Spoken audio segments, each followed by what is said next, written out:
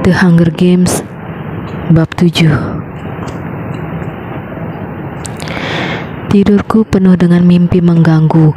Wajah gadis berambut merah itu berkelebat dengan bayangan mengerikan dari kilasan Hunger Games yang dulu. Ibuku tampak meringkuk ngeri dan tak bisa kujangkau, sementara Prim tampak kurus dan ketakutan. Aku menerjang, memekik, memanggil ayahku agar berlari ketika tambang meledak memecah dalam jutaan cahaya mematikan. Fajar merekah menembus jendela. Udara Capitol terasa berkabut dan menakutkan. Kepalaku sakit dan aku pasti menggigit bagian dalam pipiku ketika tidur. Lidahku meraba daging yang terbuka dan merasakan darah di sana.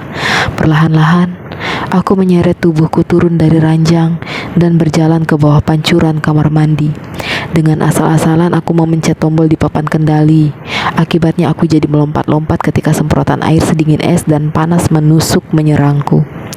Kemudian aku bermandikan busa berlimpah beraroma jeruk yang harus kusingkirkan dengan sikat berbulu. Oh, biarlah, paling tidak darahku mengalir lancar. Setelah mengeringkan tubuh dan melembabkannya dengan lotion, aku menemukan pakaian yang sudah disediakan untukku di depan lemari. Celana panjang hitam ketat, tunik ungu lengan panjang, dan sepatu kulit. Aku mengepang rambutku menjadi satu kepangan besar yang dilepas di punggungku. Ini pertama kalinya sejak pagi hari pemilihan aku mirip dengan penampilanku yang biasa. Tidak ada pakaian mewah atau gaya rambut berlebihan. Tidak ada jubah yang berkobar. Hanya aku, penampilanku seperti hendak pergi ke hutan, dan itu membuatku tenang. Hamish tidak bilang jam berapa kami harus bertemu untuk sarapan, dan tidak ada seorang pun yang menghubungiku pagi ini. Tapi aku lapar, jadi aku berjalan menuju ruang makan, berharap ada makanan di sana. Aku tidak kecewa. Meja makannya memang kosong, tapi meja panjang di dekat dinding berisi paling tidak 20 jenis makanan. Seorang lelaki muda, kaum Evox, tampak berdiri siaga. Saat ku bertanya apakah aku boleh menyiapkan makananku sendiri, dia mengangguk mengiyakan. Aku memenuhi piringku dengan telur, sosis, kue yang dilapisi selai jeruk, sepotong melon ungu muda. Saat aku mengisi perut dengan rakus, matahari terbit menyinari Capitol. Aku mengisi piring kedua dengan gandum panas yang disiram rebusan daging sapi. Akhirnya, aku memenuhi piring dengan roti dan duduk di meja, memecah-mecahkan roti dan mencelupkannya pada coklat panas, seperti yang dilakukan Pita di kereta. Pikiranku melayang pada ibuku dan Prim. Mereka pasti sudah bangun. Ibuku menyiapkan bubur encer untuk sarapan. Prim memerah susu kambing sebelum ke sekolah. 2 pagi yang lalu aku masih ada di rumah. Benarkah? Ya, 2 pagi yang lalu. Dan kini rumah itu terasa kosong, bahkan dalam jarak sejauh ini. Apa kata mereka tadi malam tentang penampilan perdanaku yang berapi-api dalam pembukaan Hunger Games? Apakah penampilanku memberi mereka harapan, atau hanya menambah ketakutan ketika mereka melihat kenyataan bahwa 24 peserta berkumpul bersama dan sadar cuma 1 orang yang bakal hidup? Hamish dan Pita masuk, menyapaku selamat pagi, mengisi piring mereka. Aku kesal melihat Pita memakai pakaian sama seperti yang kupakai. Aku harus bicara dengan Sina tentang ini. Tampil kembaran seperti ini akan jadi masalah bagi kami setelah Hunger Games dimulai. Mereka pasti tahu soal ini. Kemudian aku ingat kata-kata Hamish agar melakukan apa yang diperintahkan oleh penata gaya. Kalau bukan Sina yang jadi penata gaya, aku mungkin bakal tergoda untuk tidak mempedulikannya. Tapi setelah kemenangan tadi malam, aku tidak punya alasan untuk mengkritik pilihan-pilihannya. Aku tegang menghadapi latihan.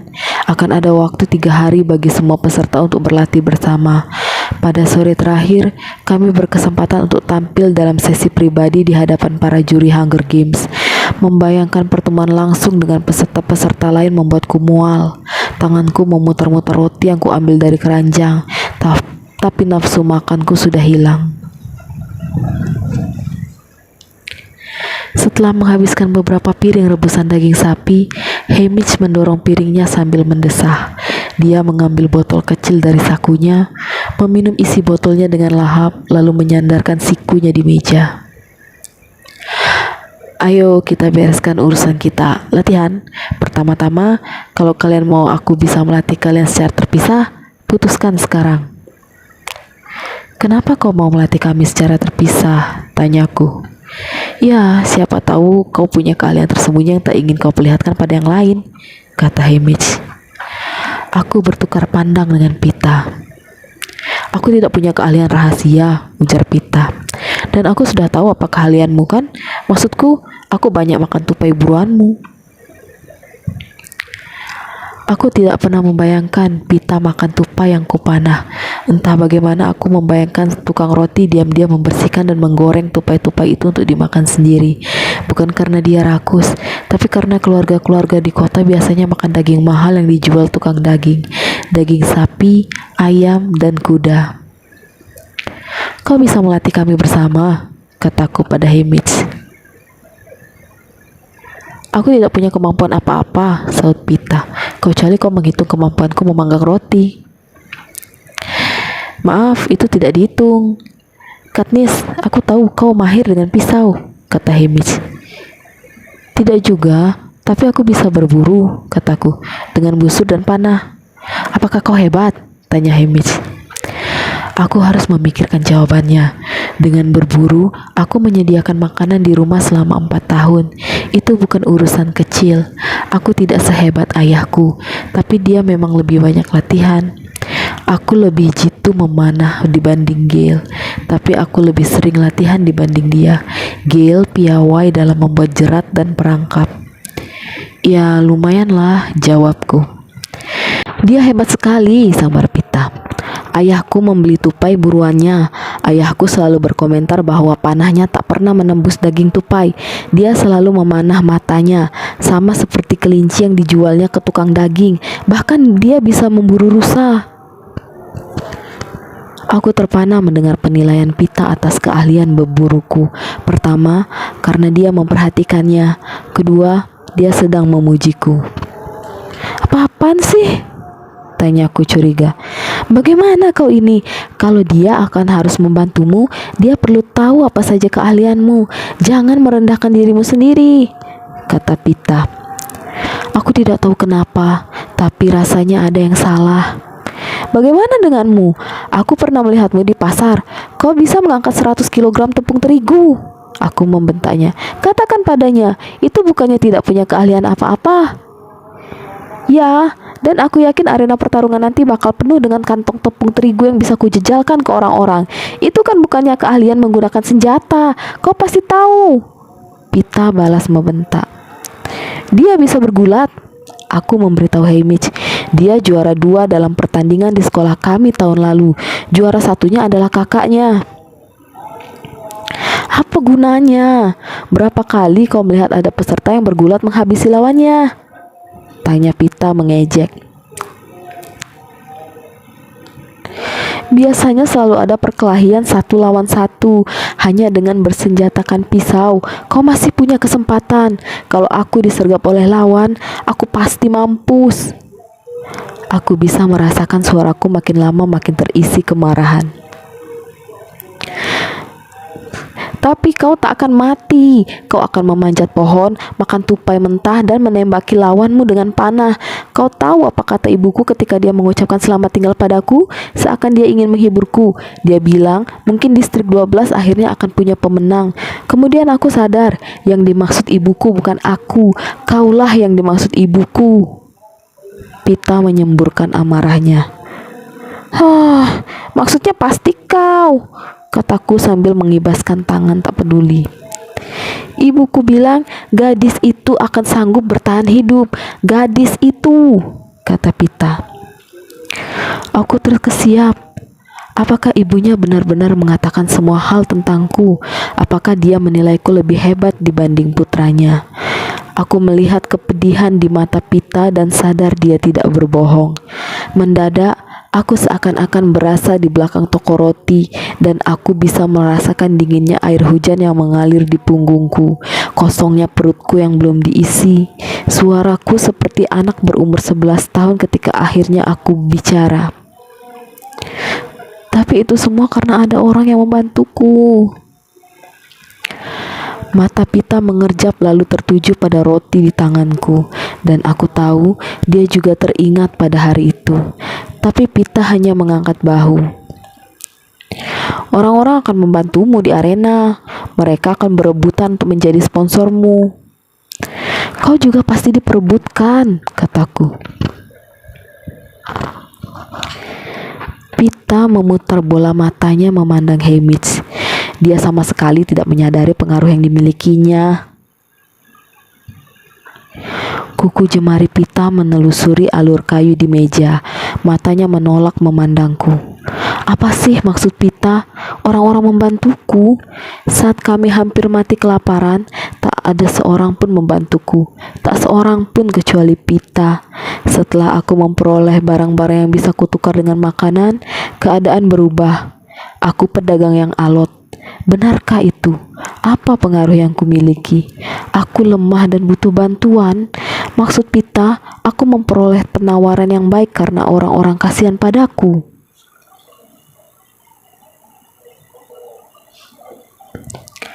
Kurasa benar begitu.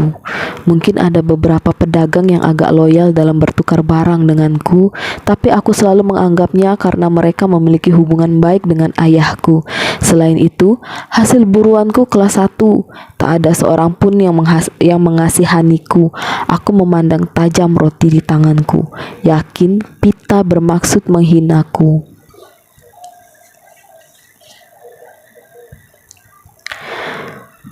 Setelah lewat semenit, Hamish berkata, begitu ya. Ya, Katniss, tak ada jaminan bakal ada busur dan panah di arena. Tapi pada sesi pribadi dengan juri, tunjukkan pada mereka apa yang bisa kau lakukan. Sebelum itu, jauhi semua kegiatan memanah. Apakah kau pandai membuat perangkap?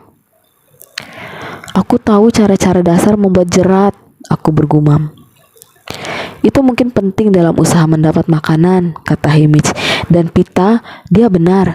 Jangan pernah meremehkan kekuatan di arena. Seringkali kekuatan fisik menjadi keuntungan bagi pemain. Di pusat latihan akan ada angkat beban, tapi jangan tunjukkan betapa berat yang bisa kau angkat di depan peserta lain. Rencananya sama untuk kalian berdua. Kalian ikut latihan kelompok. Pelajari apa yang tidak kalian ketahui, melempar tombak, mengayunkan tongkat, belajar membuat simpul yang baik, simpan kemampuan terbaikmu sampai pada sesi pribadi. Jelas? Tanya Hamish. Aku dan Pita mengangguk. Satu hal lagi, di depan umum, aku ingin kalian berdua selalu bersama-sama sepanjang waktu, kata Hamish. Kami berdua hendak membantah, tapi Hamish menghantamkan tangannya di meja. Sepanjang waktu, tidak boleh dipantah. Kalian akan berduaan, kalian akan tampil akrab satu sama lain. Sekarang keluar, jam 10 temui Evie di elevator untuk latihan. Kugigit bibirku dan berjalan kembali ke kamarku. Kupastikan Pita bisa mendengarku membanting pintu. Aku duduk di ranjang. Benci pada Pita, benci pada Hamish, benci pada diriku sendiri karena menyinggung hari hujan yang sudah lama berlalu itu. Konyol sekali aku dan Pita akan berpura-pura bersahabat, memuji kekuatan satu sama lain, berkeras agar yang lain mau menerima kehebatan diri. Padahal kenyataannya, pada titik tertentu kami harus menyadarkan diri dan menerima kenyataan bahwa kami sebenarnya musuh. Aku sudah siap bersikap seperti musuh dengan Pita jika saja Hamish tidak memberi instruksi bodoh agar kami selalu bersama-sama saat latihan. Kurasa ini salahku juga, karena aku bilang padanya agar melatih secara terpisah. Tapi itu tidak berarti aku ingin selalu melakukan segalanya bersama Pita. Lagi pula, dia juga jelas-jelas tidak mau berpasangan terus bersamaku. Kata-kata Pita bergaung dalam kepalaku. Dia sama sekali tidak menyadari pengaruh yang dimilikinya. Jelas kata-kata tersebut bertujuan merendahkanku, tapi ada bagian kecil dalam diriku yang bertanya-tanya apakah kata-kata tersebut mengandung pujian.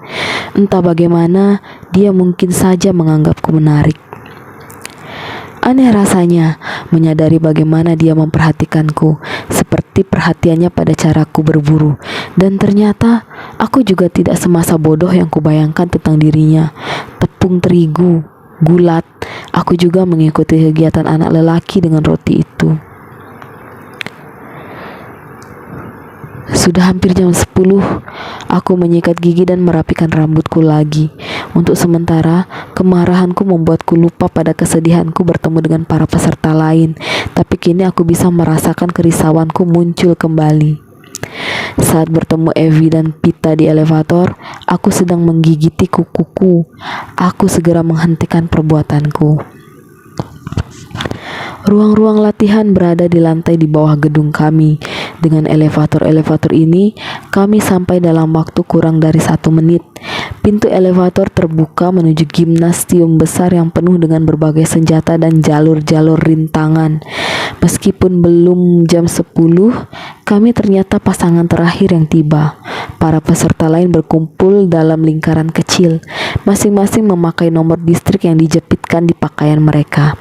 Saat kain bernomor 12 dipasangkan ke punggungku, aku mengamati sekelilingku dengan cepat. Hanya aku dan Pita yang berpakaian seragam.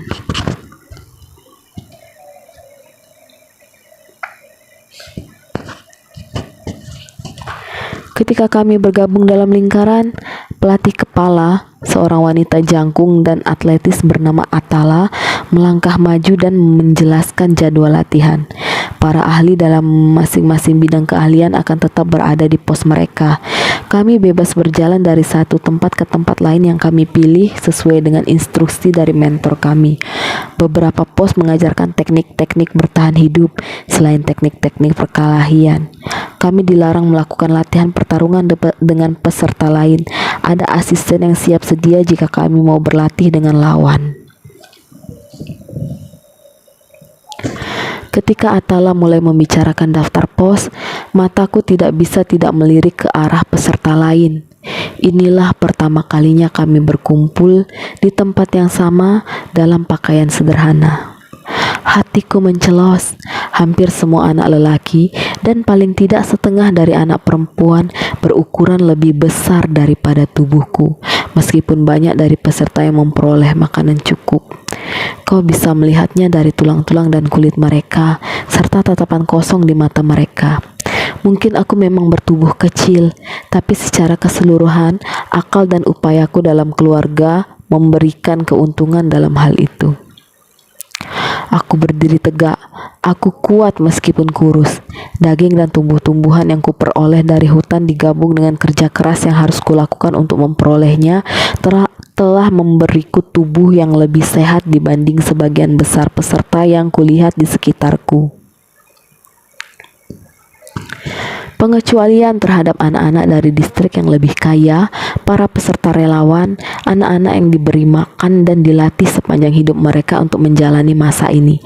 Para peserta distrik 1, 2, dan 4 biasanya memiliki penampilan ini. Secara teknis melatih peserta sebelum sampai ke Kapitol adalah pelanggaran, tapi itu terjadi setiap tahun. Di distrik 12, kami menyebut mereka peserta karier atau singkatnya karier, dan suka atau tidak, biasanya pemenangnya salah satu dari mereka. Sedikit kelebihan yang kupunya ketika ke pusat latihan, penampilan perdanaku yang penuh api tadi malam, seakan lenyap dalam kehadiran pesaingku. Peserta-peserta lain cemburu pada kami, bukan karena kami hebat, tapi karena penata gaya kami. Aku bisa melihat penghinaan di mata para peserta karier sekarang. Masing-masing dari mereka 20 kg sampai 50 kg lebih berat daripada aku. Mereka menunjukkan kebrutalan dan kesombongan.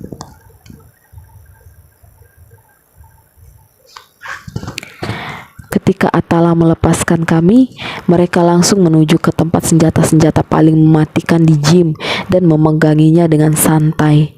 Aku sedang berpikir bahwa aku beruntung karena aku bisa berlari dengan cepat ketika Pita menarik tanganku dan aku terlonjak. Dia masih berada di sampingku, sesuai instruksi Hamish. Wajahnya tampak tenang. "Kau mau mulai dari mana?" Aku melihat peserta-peserta karier sedang pamer, berusaha untuk membuat takut peserta lain. Kemudian di sisi lain, anak-anak yang kurang makan, tidak kompeten, tampak tegang belajar menggunakan pisau atau kapa untuk pertama kali. "Bagaimana kalau kita belajar membuat simpul?" kataku. "Aku ikut kau saja," saut Pita.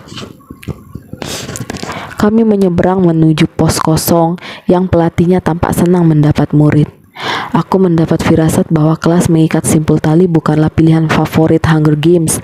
Ketika pelatihnya tahu bahwa aku mengerti sedikit tentang cara membuat jerat, dia menunjukkan cara sederhana yang hebat dalam membuat perangkap yang bisa membuat manusia tergantung di pohon dengan kaki terikat tali.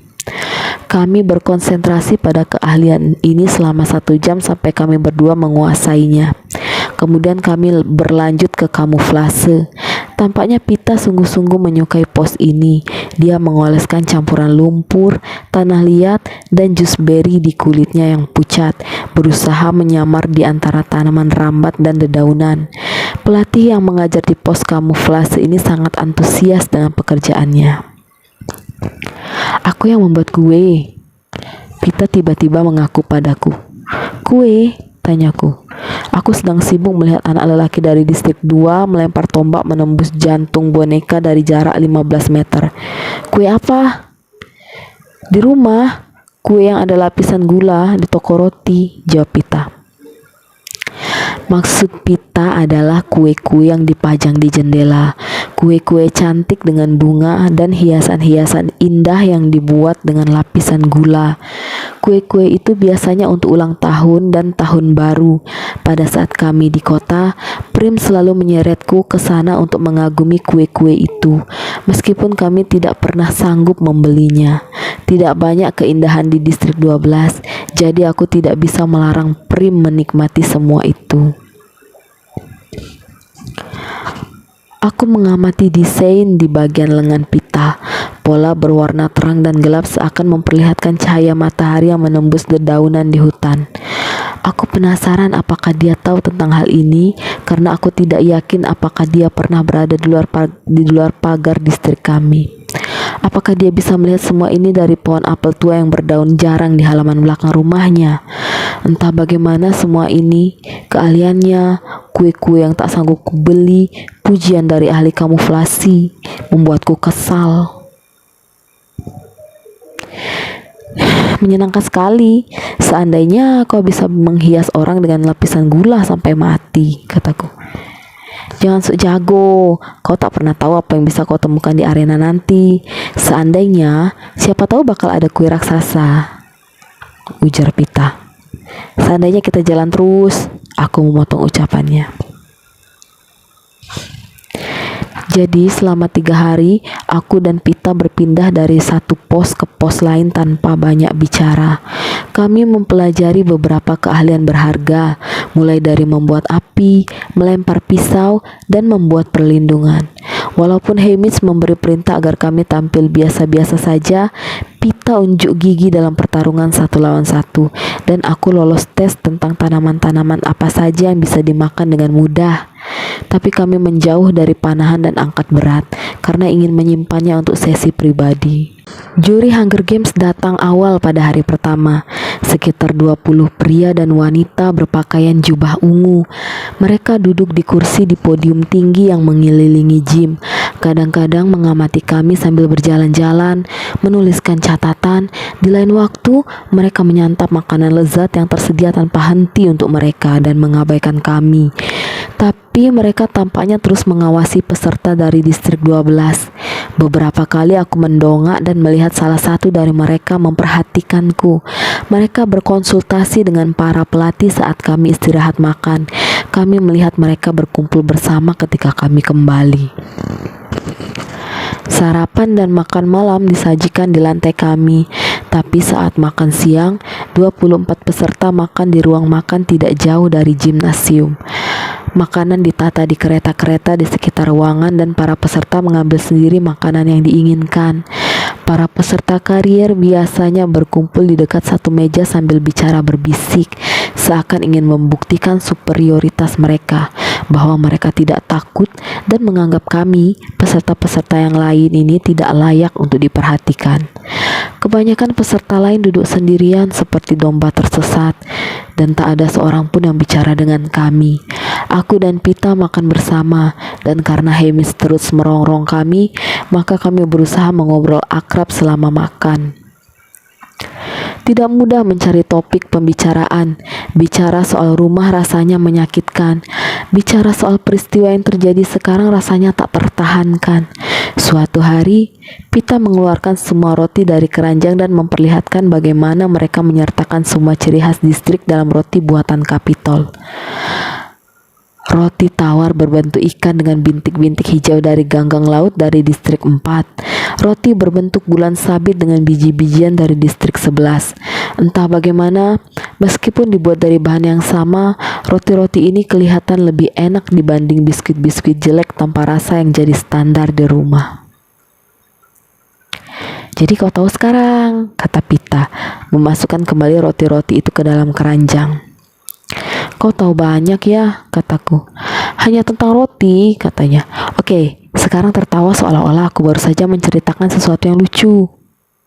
Kami berdua tertawa dengan meyakinkan dan mengabaikan tatapan dari peserta-peserta lain di ruangan. Baiklah, sekarang aku akan tersenyum senang dan kau bicara, kata Pita. Perintah Hamish untuk bersikap bersahabat membuat kami lelah. Karena sejak aku membanting pintu, ada ketegangan di antara kami. Tapi bagaimanapun, kami sudah mendapat perintah. Pernah tidak aku cerita tentang kejadian ketika aku dikejar beruang? Tanyaku. Belum, tapi kedengarannya seru, jawab Pita. Aku berusaha menampilkan mimik muka yang lucu ketika menceritakan kembali kejadian itu. Cerita itu sungguhan terjadi ketika aku dengan konyol menantang beruang hitam demi mendapatkan sarang lebah. Pita tertawa dan menanyakan pertanyaan-pertanyaan yang tepat. Dalam hal ini dia lebih jago daripada aku. Pada hari kedua ketika kami berlatih melempar tombak, Pita berbisik, "Kurasa kita dibuntuti." Aku melempar tombakku. Lemparanku lumayan bagus sebenarnya, kalau saja aku tidak harus melempar terlalu jauh. Saat itulah aku melihat gadis kecil dari distrik 11 yang berada tidak jauh tapi tetap menjaga jarak sedang mengawasi kami. Dia gadis 12 tahun yang sosoknya mengingatkanku pada Prim. Jika dilihat lebih dekat, dia tampak seperti anak 10 tahun. Matanya hitam berkilau dan kulitnya halus kecoklatan. Dan dia berdiri sedikit berjinjit dengan bertolak pinggang, seakan siap-siap mengembangkan sayapnya jika terdengar aba-aba. Melihatnya membuatku teringat pada burung-burung. Kuambil tombak yang lain sementara Pita melemparkan tombaknya. "Kalau tidak salah namanya Ru," ujar Pita pelan. Kugigit bibirku. Ru adalah bunga kecil kuning yang tumbuh di padang rumput. Ru, primrose, dua-duanya tampak kurus, ringkih dan rapuh. "Apa yang harus kita lakukan?" tanyaku dengan nada lebih kasar dari seharusnya. "Tidak ada," saut Pita. "Kita ngobrol saja." Kini setelah aku mengetahui keberadaannya, sulit untuk mengabaikan dirinya. Dia menyelinap dan bergabung dengan kami di pos lain. Seperti aku, dia pandai dalam bidang tumbuh-tumbuhan, bisa memanjat dengan gesit dan bidikannya jitu. Dia selalu bisa mengenai sasaran dengan ketapel. Tapi apa gunanya ketapel melawan lelaki berpedang yang beratnya 100 kg? Kembali ke lantai distrik 12. Sepanjang sarapan dan makan malam, Hamish dan Evie menanyai kami habis-habisan tentang kejadian sepanjang hari. Apa yang kami lakukan, siapa yang mengawasi kami, bagaimana persiapan peserta-peserta lain. Sina dan Portia tidak ada di sana, jadi tidak ada yang membuat acara makan ini menjadi lebih tenang. Hamish dan Evie yang memang sudah tidak bertengkar lagi, malahan mereka seperti punya visi bersama, bertekad membuat kami siap sedia. Mereka terus merepet memberi pengarahan tentang apa yang harus kami lakukan dan sebaiknya tidak kami lakukan dalam latihan. Pita lebih sabar mendengarkan, tapi aku muak dan menampilkan wajah masam. Ketika kami akhirnya tidur pada malam kedua, Pita menggerutu. Harusnya ada yang memberi Hamish minuman keras. Aku mengeluarkan suara tidak jelas antara mendengus dan tertawa. Kemudian aku cepat-cepat menyadarkan diri. Otakku jadi tidak beres karena bingung aku harus bersikap bersahabat dan kapan tidak. Paling tidak, kami berada di arena. Aku harus tahu di mana posisi kami. Jangan. Tidak perlu berpura-pura saat tidak ada orang. Baiklah Katniss, kata Pita lelah. Sehabis itu, kami hanya bicara di depan orang. Pada hari ketiga latihan, mereka mulai memanggil kami saat makan siang untuk sesi pribadi dengan juri Hunger Games. Satu demi satu distrik. Pertama peserta lelaki baru, kemudian yang perempuan. Seperti biasa, distrik 12 dipanggil terakhir. Kami tetap berada di ruang makan, tidak tahu harus pergi kemana. Tak ada seorang pun yang kembali setelah mereka dipanggil. Ketika ruangan makin kosong, tekanan pun terasa makin ringan. Saat mereka memanggil Rue, kami hanya berduaan di ruangan ini. Kami duduk dalam keheningan sampai mereka memanggil Pita. Dia bangkit berdiri. Ingat saran Hamish agar percaya diri saat mengangkat beban. Kata-kata tersebut meluncur keluar dari mulutku tanpa rencana. Terima kasih, akan kulakukan, katanya. Dan kau, memanahlah dengan lurus. Aku mengangguk. Entah kenapa aku bicara seperti itu. Jika aku harus kalah, lebih baik Pita yang menang daripada peserta lain. Lebih baik bagi distrik kami, ibuku, dan Prim. Setelah sekitar 15 menit, mereka memanggil namaku. Kurapikan rambutku, kutegakkan punggungku, lalu berjalan memasuki gym. Seketika aku tahu aku dalam masalah. Para juri sudah terlalu lama berada di ruangan ini, duduk memperhatikan 23 penampilan dari peserta-peserta lain. Kebanyakan dari mereka juga tidak sabar ingin buru-buru pulang. Tidak ada yang bisa kulakukan selain melanjutkan rencanaku. Aku berjalan ke pos panahan. Oh, senjata-senjata ini. Tanganku sudah gatal ingin memegang busur dan panah selama berhari-hari. Busurnya terbuat dari kayu, plastik, logam, dan bahan-bahan lain yang tak bisa aku sebutkan namanya. Anak panahnya lengkap dengan bulu dipotong dalam bentuk seragam. Aku memilih busur, menarik talinya, dan menyandang tempat anak panah di bahuku. Di ruangan terdapat jalur tembak, tapi tempatnya terbatas. Ada sasaran tembak standar dan siluet-siluet manusia. Aku berjalan ke bagian tengah gym dan memilih sasaran pertamaku, orang-orangan yang digunakan untuk latihan melempar pisau. Saat menarik tali busur, aku tahu ada yang salah. Talinya lebih tegang daripada panah yang kugunakan di rumah. Anak panahnya lebih kaku. Tembakanku meleset beberapa sentimeter dari sasaran dan aku kehilangan perhatian yang kubutuhkan. Sesaat aku merasa malu. Kemudian aku kembali ke sasaran tembak. Aku memanah lagi dan lagi sampai aku bisa merasakan irama senjata baruku ini. Aku kembali ke bagian tengah gym, mengambil ancang-ancang dan tembakanku menembus bagian jantung orang-orangan itu. Kemudian anak panahku memotong tali yang menahan kantong pasir untuk tinju hingga kantongnya terbuka dan pasirnya tumpah ketika jatuh ke lantai. Tanpa berhenti, aku bersalto ke depan, sebelah kakiku berlutut, dan anak panahku mengenai lampu-lampu gantung di atas lantai gym. Percikan api menyembur dari lampu-lampu itu. Tembakanku luar biasa. Aku menoleh memandang para juri. Beberapa juri mengangguk memberi pujian, tapi lebih banyak lagi yang tatapannya tertuju pada babi panggang yang baru tiba di meja mereka.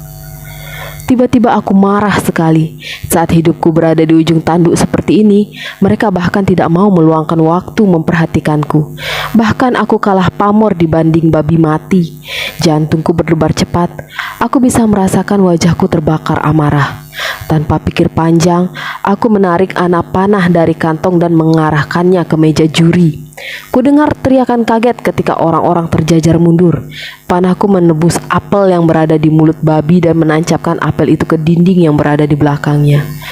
Semua orang memandangku tak percaya. "Terima kasih atas perhatiannya," kataku. Lalu aku menunduk memberi hormat dan berjalan keluar tanpa menunggu izin dari mereka.